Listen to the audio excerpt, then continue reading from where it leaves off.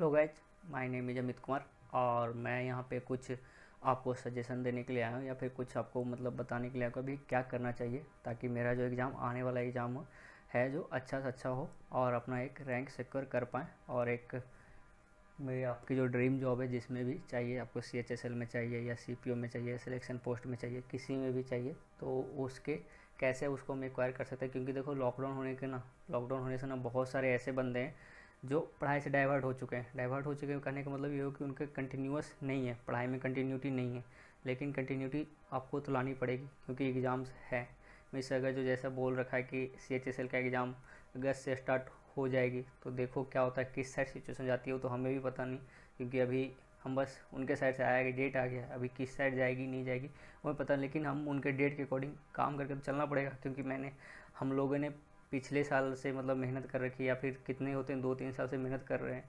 लेकिन उनको तो जॉब लेनी है, तो अब जो डेट अभी हमें दे रखा है उसी डेट के अकॉर्डिंग हमें प्रिपरेशन भी करनी पड़ेगी क्योंकि मुझे एक सीट चाहिए तभी जाके हमें गवर्नमेंट जॉब मिल पाएगी। और इस टाइम पे भी देखो तो प्राइवेट की स्थिति भी ख़राब हो रखी है, तो प्राइवेट में भी स्विच नहीं कर सकते क्योंकि वहाँ पे भी बहुत सारे IT सेक्टर तो बहुत ज़्यादा ख़राब हो चुके हैं। मतलब कुछ बस डेवलपमेंट को छोड़ दिया जाए तो बाकी सारे सेक्टर में बहुत ज़्यादा रिसेशन आ चुका है, तो वहाँ भी आप नहीं जा सकते हो। मीन्स अभी जो आपके पास ऑप्शन है जो क्या है, तो और कोई भी आप फील्ड देख लो ना, मतलब आप किसी भी फील्ड में मार्केट में आपको कोई कोई आपके फ्रेंड है वो मार्केट में है, जो मार्केट में जॉब करते हैं तो उनसे पूछो वो बोलेंगे बहुत ऐसी ख़राब है। तो यही है कि आप अभी 5-6 महीना आप इधर फोकस कर लो। मतलब देखो अभी बाहर जॉब मिलेगी तो 5-6 महीना यही है कि जो आप मेहनत किए हो उसी पे लगे रहो और उसी को आप थोड़ी सी अपनी साथ करते रहो, अच्छे से करो ताकि एक अच्छा मार्क्स सिक्योर कर पाओ। ठीक है, क्योंकि यहाँ कंपटीशन बढ़ चुका है। कुछ बंदे होंगे जो जो लॉकडाउन में भी बहुत अच्छे से डेली टेस्ट दे रहे होंगे, रूटीन फॉलो कर रहे होंगे, मतलब करंट अफेयर पढ़ना या फिर GK GS पढ़ना या टेस्ट सीरीज लगाना वो उसको फॉलो कर रहे होंगे। वो होंगे ऐसे, मान लो कि 40-50 लाख फॉर्म डलता है, उनमें से एग्ज़ाम देने 50% ही जाते हैं। 50% में आप इतना तो मान सकते हो ना कि कुछ होंगे जो 10,000 कैंडिडेट होंगे जो सीरियस कैंडिडेट होंगे, जो पढ़ रहे होंगे, अपना जी जान लगा के पढ़ रहे होंगे। मतलब इन लॉकडाउन में भी जैसे कुछ बच्चे होंगे जो लॉकडाउन में स्थिति थोड़ी मेंटल स्टेबिलिटी नहीं रह पाती है। आप सोचते हो यार कि क्या हो रहा है, क्या होगा नहीं होगा, थोड़ी दिक्कत है, वो सबके लिए है। कोरोना पीरियड आया तो पूरे ऑल ओवर वर्ल्ड के लिए है। इसके ये नहीं है कि आप एक पार्टिकुलर इंसान हो जो आपको दिक्कत हो रही है, सभी फेस कर रहे हैं। लेकिन इस फेस में अगर जो 2 साल से आप इतना प्रिपरेशन करके आए हो, आप पढ़े हो, सब चीज़ को छोड़ दोगे अभी इस टाइम पे तो आपको घटा ही है, आपको ही घटा होगा। क्योंकि कोई बंदा तो है जो आपको फिर लीड ले लेगा क्योंकि ये कंपटीशन है, एक एक मार्क्स के लिए कंप्लीट होता है यहाँ पे। अगर जो 210 पे कोई पोस्ट मिल रही है आपको या फिर कितने पे भी, तो आप अगर 209 लाओगे, 209 लाओगे तो आपको नहीं मिलेगा क्योंकि आपसे आगे हैं बंदे तो सिक्योर कर ले जाएंगे। और आता कितना पोस्ट है आपको ही पता है कि 4,000। अगर CHSL देखो 4,000, CGL देखो सब मिलाकर 10,000, लेकिन अच्छे पोस्ट कितने होते हैं? 3 या 4 हज़ार होते हैं। अभी देखो कंपेयर करो आप एक बार, आप जैसे मोस्टली अभी क्या होते हैं यहाँ पे इंजीनियर्स एग्जाम होते हैं, CGL CHSL बहुत सारे, या फिर नॉन टेक वाले भी होते हैं, बहुत सारे होते हैं। लेकिन हम सब पहले भी इस तरह के एग्ज़ाम देकर आ चुके हैं। जैसे आप देखो JEE मेन वगैरह देखो, या फिर अपने टाइम पे क्या होता था एडवांस भी होता था, उसमें भी इसी तरह 10 लाख 12 लाख बच्चे बैठते थे। उससे ज़्यादा कंपटीशन यहाँ पे। तो आपको उसमें 12th में हम थे तो कितना मेहनत किए थे, तब जाके हमारा मतलब JEE मेन या फिर एडवांस जो भी वहाँ पे क्रैक हुआ था। तो उससे तो ज़्यादा मेहनत करना पड़ेगा, यहाँ पे आपको देनी पड़ेगी, आपकी एफर्ट देनी पड़ेगी क्योंकि वहाँ से ज़्यादा कंपटीशन अब तो यहाँ हो चुका है। वहाँ 10 लाख बंदे बैठते थे JEE मेन में, अभी देखो कितना यहाँ पे कितने मिनिमम कितने 20 लाख तो बैठ ही जाते एग्ज़ाम देने के लिए। एक डेटा बता रहा हूँ, मतलब वो तो डिपेंड करता है कितनी अटेंडेंस होती है। और अभी इस साल अटेंडेंस बढ़ी है, पिछले साल थोड़ी कम हुई थी अटेंडेंस, लेकिन इस साल बढ़ी है। तो कंपटीशन लेवल क्या हुआ है, बढ़ा ही है। तो हमें उसमें सिक्योर करना है, एक एक पोस्ट लेनी है हमें। तो उसके लिए क्या करना पड़ेगा, अभी जो पीरियड है ना, अभी देखो ये देखो ऑफ तो रहने वाला है। ये जुलाई भी आपको ऑफ ऑफ जैसा ही लगेगा क्योंकि मार्केट में कोई रौनक नहीं होगी, मार्केट चलेगा नहीं ढंग से। तो बस वही है कि सीन की आप अपनी प्रिपरेशन लगे रहो क्योंकि इससे मार्केट से कोई लेना देना नहीं है। आपकी प्रिपरेशन आपके पास टेस्ट सीरीज मिल रही है, टेस्ट सीरीज आ रही है, डेली टेस्ट आप दे सकते हो, करंट अफेयर पढ़ सकते हो। अभी कितने बंदे ये भी सोच रहे हैं यार कि ये कोरोना टाइम पे क्या हुआ, करंट अफेयर कुछ हुआ होगा क्या। अब एक बार खोल के तो देखो कितने सारे इवेंट हो चुके हैं। कोरोना के टाइम पे भी बहुत सारे करंट अफेयर आए हैं जो जिसको आपको करना है और वही आपको सिलेक्शन भी दिलाएगा। तो ऐसा मत सोचो कि कोरोना आया तो बस मार्च तक का ही करंट अफेयर आएगा, अब ये बाकी अप्रैल और मई का कोई करंट अफेयर या जून जुलाई का कोई करंट अफेयर नहीं होने वाला है, सभी करंट अफेयर आएंगे भाई। और डेली कुछ ना कुछ हो रहा है, तो उस चीज़ को एक बार फॉलो करो प्लीज़, मैं बोलता हूँ। जाओ फिर से स्टार्ट करो, जैसी प्रिपरेशन कर रहे थे वैसी फिर से स्टार्ट करो, ताकि आप अगर जो अगस्त से एग्ज़ाम स्टार्ट होता है तो आपको आपकी मनचाही पोस्ट मिल पाए और सिक्योर उसको कर पाओ चीज़ें। देखो क्योंकि एक बार स्टार्ट हो गई ना फिर ये रुकेगी नहीं। फिर देखो आपको बैंक का एग्ज़ाम देना स्टार्ट कर दो तो बैंक का देख लो कितने सारे पेंडिंग एग्ज़ाम्स है, स्टार्ट होगी तो फिर आपको हर वीक आपको एग्ज़ाम ही होगा। ऐसे भी बैंक का जो ये टाइम बैंक का मान लो तो बैंक का ये टाइम होता है अगस्त से स्टार्ट होता है वो दिसंबर तक चलता है। हर वीक मतलब हर वीक में हर सेकेंड वीक में आपका कोई ना कोई एग्ज़ाम होगा। उसी तरह अभी एसएससी में भी होने वाला है। अगर जो आप एक बार स्टार्ट हो गया ना तो फिर आप सोचोगे यार करंट अफेयर पढ़ लूँ या जीएस पढ़ लूँ या कुछ रिवाइज कर लूँ, क्योंकि बिना रिवाइज किए हुए आप एग्ज़ाम में बैठ नहीं सकते, क्योंकि एक डर होता है अंदर में। ठीक है, तो उस डर को ख़त्म करने के लिए अभी से आप पढ़ोगे ना तभी वो ख़त्म हो पाएगा। तो मैं तो यही बोलूँगा फिर से जैसा पहले से पढ़ रहे थे वैसा फिर से स्टार्ट करो, चीज़ों को फिर से अपने अकॉर्डिंग स्टार्ट करो। क्या होता है नहीं होता वो भूल जाओ, आपके पास जो एग्ज़ाम है उसमें अपना बेस्ट देने की ट्राई करो। पास फेल तो लगा हुआ रहता है, पास फेल चलते रहता है, बाकी तो आप अपना बेस्ट ही दे सकते हो ना, और क्या कर सकते हो। दोगे तो भी रिजल्ट होगा, नहीं दोगे तो फिर आपको रिग्रेट होगा कि यार मैंने यहाँ पे गलती कर दी, या फिर कुछ मार्क्स से रह जाओगे, 1 या 2 मार्क्स से रह जाओगे। तो क्यों रह गए? क्योंकि आपने ये लॉकडाउन का यूज नहीं किया, और जो बंदे यूज किए वो आपसे आगे चले गए, जो आपसे पीछे थे। तो इस लॉकडाउन का यूज करो, और अभी भी कुछ दिन और चलने वाला है। अगर जो अगस्त से एग्ज़ाम स्टार्ट हो जाता है तो फिर आपके पास टाइम नहीं होगा, क्योंकि करंट अफेयर फिर वही होता है, फिर आपको लगेगा यार 2 दिन और मिल जाता, क्योंकि हर एग्ज़ाम से पहले अपने साथ यही होता है कि काश 2 दिन और मिल जाता। ठीक है, तो ये स्थिति नहीं आने दो। अभी टाइम है। जिसकी भी CHSL की एग्ज़ाम बची है या सिलेक्शन पोस्ट के देने वाले हो, या फिर जिनकी इस बार CPO में नहीं हुई है, क्योंकि इस बार का CPO क्वेश्चन थोड़ा अच्छे लेवल का था, तो इस बार जिसकी भी CPO में नहीं हुई है वो ये ट्राई करो कि नेक्स्ट CPO आपका CPO है। CPO में क्या होता है, थोड़ा जॉब लेना रेदर देन CGL ईजी होता है। तो CPO भी आपकी हाइट और सब चीज़ अच्छी, फिजिक अच्छी है, तो आराम से इसमें जॉब ले सकते हो। तो ट्राई करो कि इसमें अच्छे से अच्छे मार्क्स स्कोर कर पाओ, क्योंकि ये नहीं होता कि बॉर्डर लाइन पे पास करोगे आपको मिल जाएगा। बॉर्डर लाइन पे पास करने से एसएससी में कुछ नहीं होता। ये बैंक की एग्ज़ाम नहीं है कि बॉर्डर लाइन पे पास करके आपके तो प्री का मार्क्स जुड़ेगा नहीं। अब डायरेक्टली मेंस में जाओ, मेंस में स्कोर करो, उसके अकॉर्डिंग आपको मिल जाएगा। यहाँ क्या होता है, प्री की भी जुड़ती है, मेंस की भी जुड़ती है, मतलब जब तक आप शुरू से लास्ट तक जा रहे हो तब तक जुड़ते रहेगी आपकी मार्क्स। तो जितना ज़्यादा आप लीड ले लोगे फर्स्ट में उतना ज़्यादा आपके लिए फ़ायदा होगा। तो आप देख लो यहाँ से आपको कैसे क्या करनी है अभी तो, और मैं आपको कुछ और यहाँ पे सजेशन दे देता हूँ ताकि आप यहाँ पे आगे और पढ़ते रहो। यहाँ पे देखो, यहाँ पे मैं क्या सजेशन देने वाला हूँ। अभी देखो मेरे पास क्या क्या एग्ज़ाम आने वाला है। CHSL का आने वाला है, जेई का आने वाला है। जो SSC जेई के प्रिपरेशन कर रहे हैं मेनली, जो इसमें तो मेनली सिविल की वैकेंसी आती है, बाकी मैकेनिकल और इलेक्ट्रिकल की नाम की वैकेंसी होती है, तो उसके लिए ज़्यादा कुछ कर नहीं सकते हो, लेकिन देना तो आपको है ही अपना बेस्ट। एक भी पोस्ट है तो उसको चाहिए, हमें पोस्ट चाहिए, बस यही थिंकिंग से हम पढ़ते हैं कि अगर एक पोस्ट भी आया तो एक पोस्ट वो हमारा होना चाहिए। इस तरीके से हमें पढ़ना चाहिए, और यही सोच के हमें पढ़ना भी चाहिए। तो यही ट्राई करो कि उसमें भी अगर जो जितनी भी कम भी पोस्ट है तो पोस्ट के लिए मत रहो।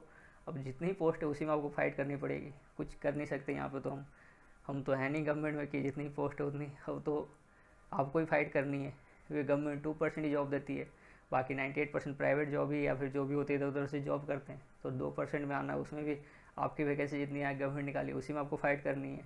ठीक है, फिर सिलेक्शन पोस्ट का एग्ज़ाम होने वाला है, फिर अक्टूबर में SSC CPO को होने वाला है। और जैसा कि देख रहे हो NTPC का भी चीज़ें आ चुका है। फिर से NTPC की भी अगर ECA का हो जाता है टेंडर तो इनके कंप्लीट होते होते ना NTPC भी स्टार्ट हो जाएगा। अगर सब नॉर्मल और सब चीज़ सही से चला तो ये NTPC भी स्टार्ट हो जाएगा नवंबर या दिसंबर में, ये भी स्टार्ट हो जाएगा। क्योंकि गवर्नमेंट पे लोड है कि वो लास्ट ईयर का वैकेंसी निकाला, अभी तक कुछ नहीं कर पाया, क्योंकि देख एक स्टेट गवर्नमेंट नहीं है, वो सुनेगी नहीं, या फिर क्या उनके अलग अलग मोटो होता है स्टेट गवर्नमेंट के, लेकिन सेंट्रल गवर्नमेंट है तो उनमें पूरे ऑल ओवर इंडिया का एक होता है बंदा। और देखो यहाँ पे बेटर मैं इसलिए बोल रहा हूँ कि इस बार एग्जाम होने के चांसेस क्यों हैं, क्योंकि देखो क्राउड जो होता है ना, बिहार, यूपी, वेस्ट बंगाल या राजस्थान, ये हिंदी बेल्ट के जो होते हैं ना वो ज़्यादा क्राउडेड होते हैं ये NTPC एग्ज़ाम में।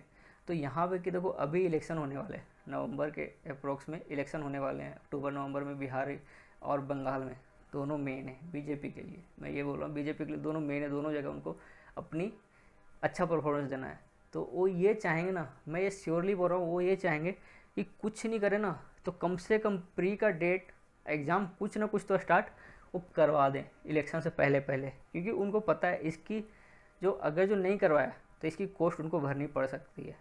क्योंकि देखो वहाँ भी यूथ है, अब मेनली इंडिया बोला जाता है कि यूथ की कंट्री है, तो यूथ तो यहाँ भी है, बेरोजगार पड़ा हुआ है, तो वहाँ की फिर यूथ उनको ट्रांसफॉर्म कर देगा। और आपको पता है कि बिहार और वेस्ट बंगाल की क्या स्थिति है, अभी तो चलो थोड़ा बहुत फास्ट काम भी करते हैं, लेकिन क्या स्थिति है, क्या वैकेंसी आती है, कितने 5-5 6-6 साल लग जाती है। सोचो एक बंदा एग्ज़ाम का फॉर्म भर रहा है, 6 साल बाद उसकी जॉब लग रही है, क्या है मतलब सोचो एक अपना लाइफ का पीक पीरियड वो खो चुका है बस एक एग्ज़ाम देने के क्लियर करने के चक्कर में।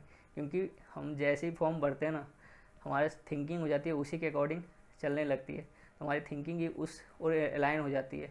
तो सोचो 5 से 6 साल आप बर्बाद कर रहे हो एक जॉब के लिए, उससे अच्छा अगर जो प्राइवेट जॉब करोगे 15,000 से भी स्टार्ट कर दो प्राइवेट में, तो 5 साल में मैं मिनिमम बोल रहा हूँ कितनी भी कम इंक्रीमेंट होगी ना, तो 30 से 35 ईजिली कमाओगे 5 साल में। और अगर एनटीपीसी की भी जॉब लेते हो ना कोई, तो उसमें भी आपको क्लर्कल लेवल की लेते हो तो 30 से 35 ही मिलेगा। सोचो आपने कितना लॉस किया है इन 5 साल में। तो इसीलिए यही बेटर है कि स्टेट गवर्नमेंट की एग्ज़ाम तो भूल ही जाओ, क्या है उनको बोला जाए, वो तो बस टाइम पे टाइम एक्सटेंड करते रहते हैं, तो उनका तो कुछ लेना ही देना नहीं। अब बिहार जैसे स्टेट, इन सब स्टेट की तो क्या ही बात किया जाए। तो देखो फास्ट प्रोसेस हो जाए तो ठीक है, एनटीपीसी की तो वैसे ही लग रहा है कि 2-3 साल लग ही जाएंगे, अब तो क्या ही बोला जाए इस पर।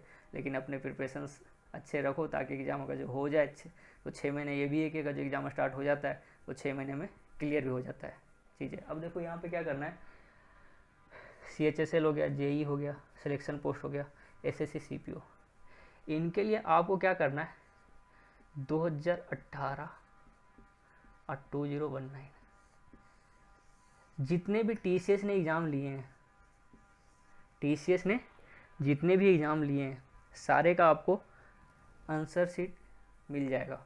वो क्यू मैथ्स पे या कहीं पे भी आप जहाँ से जुगाड़ करके पढ़ना आप पढ़ो, उसको क्या करो डाउनलोड करो और सोल्व करो। आप आंसर के पीछे मत भागना, क्योंकि आंसर के पीछे भागोगे ना तो ये होगा कि आपको आंसर दिखेगा तो आप सोल्व करना ट्राई नहीं करोगे। क्योंकि देखो आपके पास कॉन्सेप्ट तो पूरा है, ऐसा है नहीं कि आप 2-3 साल से प्रिपरेशन करो तो आपके कॉन्सेप्ट की कमी है। कॉन्सेप्ट की कोई कमी नहीं है ना, तो GK GS के आपके अंदर की कोई कमी है, कोई कमी नहीं है, सब चीज़ अच्छे से है।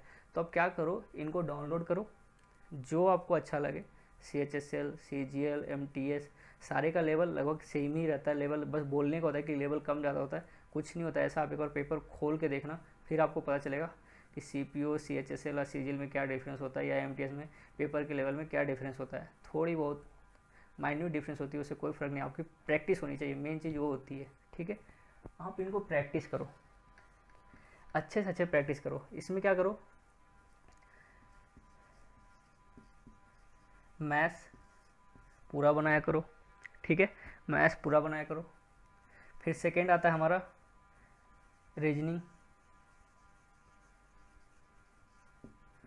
रीजनिंग की बस देख लिया करो, रीजनिंग में ये नहीं बोलता हूँ इसको स्पेशल पढ़ाई करो, बस एक बार देख लिया करो आपसे बन रहा है पूरा कि नहीं। क्योंकि रीजनिंग ऐसा सेक्शन है कि ये हर कोई अच्छे से कर ले जाता है, तो रीजनिंग को आप एक बार बस 4-5 सेट में अच्छे से लगा लिया करो, फिर देखो लग रही है कि नहीं, तो रीजनिंग आपको कंटिन्यू करने की कोई ज़रूरत नहीं है। फिर आती है इंग्लिश।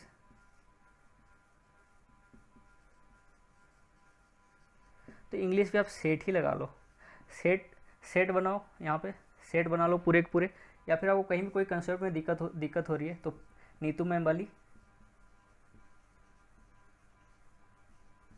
जो पैरामाउंट की बुक है उसको आप कंप्लीट कर लो। चाहे कुछ भी हो, किसी भी लेवल की कहीं से भी कुछ भी आपको कुछ भी पूछे तो आप पहले उसको तो कंप्लीट करो। जो एक बेसिक अपनी बुक है इंग्लिश के लिए, जो इंग्लिश के लिए रोना होता है, वो नीतू मैम वाली कंप्लीट बुक करो, एकदम अच्छे से ढंग से करो।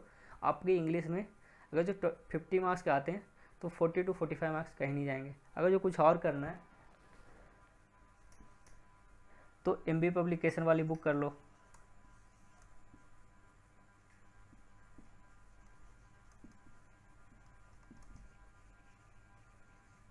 और अगर जो आपको चाहिए कि बर्ड मीनिंग अच्छे से हो तो XP बख्शी वाली कर लो।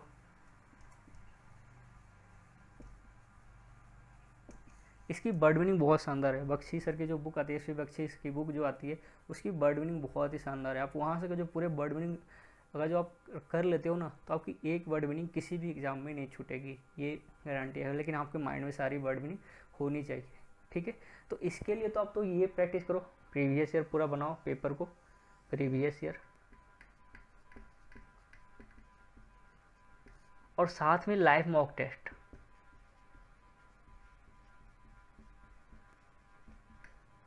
लाइव मॉक टेस्ट आपको देखोगे ना हर वीक में ना कुछ कहीं ना कहीं हमेशा चलते ही रहता है लाइव मॉक टेस्ट। तो उसको लाइव मॉक टेस्ट को आप हमेशा अटेम्प्ट किया करो, जितने मार्क्स आए मार्क्स को आप कंपेयर मत करो, देखना कि प्रीवियस से मेरे अच्छे हुए नहीं, बस उतना अपने आप में कंपेयर रखना, दूसरे से कंपेयर नहीं करना, अपने आप खुद को खुद से कंपेयर करो कि मैंने क्या परफॉर्म किया, लास्ट वीक क्या परफॉर्म किया था, इस वीक क्या परफॉर्म किया।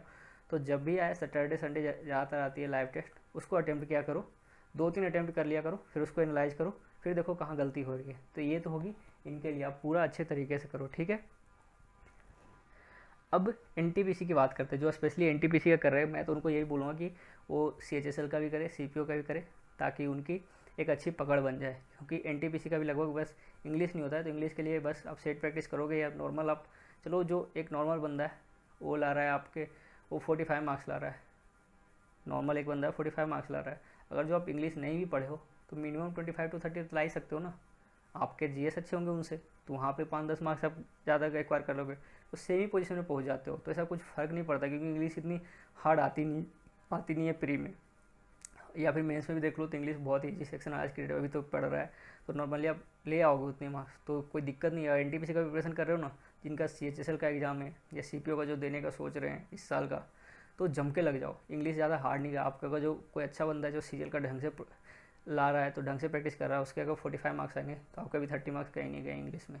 तो नॉर्मली आप डरो मत, मैं बताऊंगा कि कैसे इंग्लिश में भी अच्छे अच्छे मार्क्स ला सकते हैं। तो एनटीपीसी वाले भी लग जाओ, आप प्रीवियस ईयर की यही लगाओ, जो सीपीओ सीजीएल जो लास्ट ईयर हो चुका है सारे का, वही लगाओ। आपके लिए प्रीवियस एनटीपीसी का प्रीवियस मत लगाना, उसका बहुत ही गंदा है, मतलब गंदा क्या, मतलब बहुत पपलू पेपर है, आपको उससे कोई फ़ायदा नहीं होगा। बस आपको लगेगा कि मेरे नंबर आ रहे हैं, लेकिन उससे कोई फ़ायदा नहीं होने वाला, क्योंकि 2015 में हुआ था, तो 15 के अकॉर्डिंग करंट अफेयर आएंगे, तो आपको उससे कोई फ़ायदा नहीं होने वाला। आपके पास वही होंगे, कुछ मार्क्स तो अच्छे आ जाएंगे, लेकिन आप कंपटीशन में नहीं रह पाओगे। तो इसलिए मैं बोलूँ इनको आप भी क्या करो, सीजीएल सीएचएसएल जितने भी प्रीवियस ईयर टीसीएस द्वारा लिया गया एग्ज़ाम है, सारे एग्ज़ाम के कॉपी निकालो, उसको प्रैक्टिस करो पहले, और लाइव मॉक टेस्ट ज्वाइन करो। से एनटीपीसी का भी लाइव मॉक टेस्ट होते रहता है, उसमें आप ज्वाइन करो, देखो आप कहाँ पे लाइक कर रहे हो, ठीक है। आप हमेशा परसेंटाइल कंपेयर करना कि कितना आ रहा है आपका, हमेशा ये ट्राई होना चाहिए कि 90 एबव परसेंटाइल आए, ओके। और मैं आपको यहाँ पे जो लिख रखा हूँ उसको मैं कंटिन्यू नेक्स्ट सेशन में करूँगा कि कैसे अच्छे से अच्छे मार्क्स इसमें ला सकते हैं, क्या हमें करना चाहिए अभी इस टाइम पे, ठीक है। Okay then thank you guys, and please like and subscribe my channel, और आप वीडियो को पूरा देखें और अच्छे से समझें। Okay thank you.